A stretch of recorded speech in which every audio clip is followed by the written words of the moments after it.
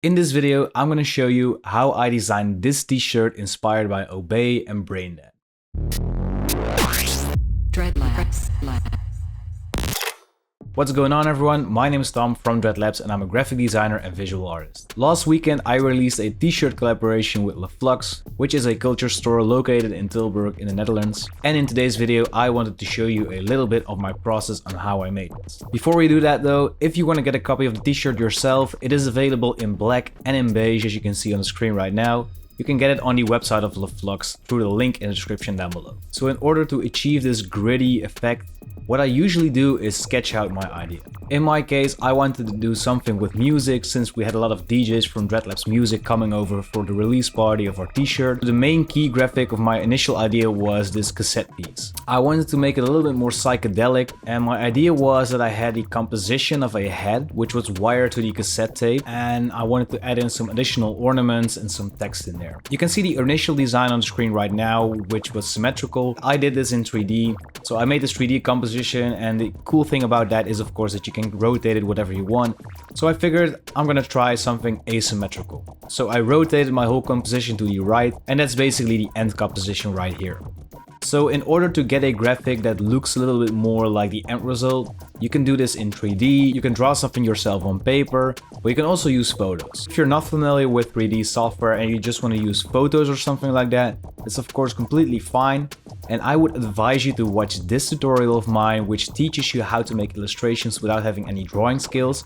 And I basically use the same method in this video as I did in that video. So once you're finished with your drawing, if you have a collage of photos ready, or if you just made a cool photo, or if you have your 3D render ready, then we'll dive into Photoshop, and I'm going to show you a little bit of the processing used in order to create this Braindead or Obey-like effect. So we're in Photoshop right now. This is the final design piece. As you can see, it's basically a black and white print file that came out, but I'm going to show you a real quick tip on how to achieve a simple effect like this. It's really not that hard.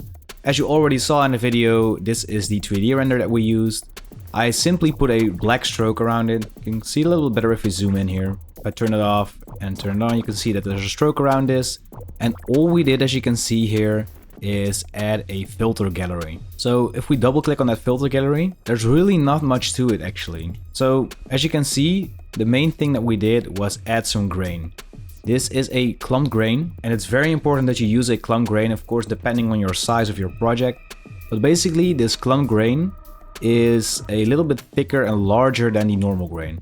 So if I go to a regular one, as you can see, it's way smaller. And the next thing what you want to do is click on this little plus icon at the bottom here and add a new effect layer. And with that, you want to add the stamp effect. And that's all there is to it, as you can see right there. That immediately turns that grain into this cool stamped effect. As you can see, the stamp settings are all the way down to 1. Both the smoothness and the light dark balance. So if we turn this grain type back to regular, as you can see, this immediately ruins our entire design here. So that's basically why the clump grain is so important in this design type.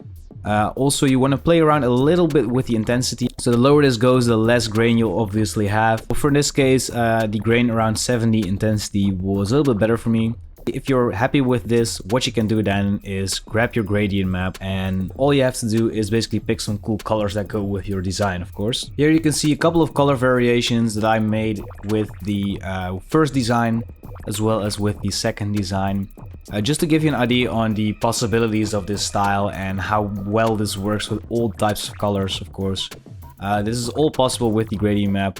But yeah, like I said, the most important thing that you want to do in order to create a design like this is to use that clump grain and combine it with the stamp filter in Photoshop. So yeah guys, there you have it. Like I said, it's really not that hard once you get your design right. If you want to get into 3D software, you can check out Cinema 4D. I have a ton of tutorials about it on my channel. And if you want to get a t-shirt for yourself, check out the link down in the description. By getting one, you would heavily support the YouTube channel that I have going on right here, with over 500 tutorials for graphic designers, creative people like yourself that want to up their game.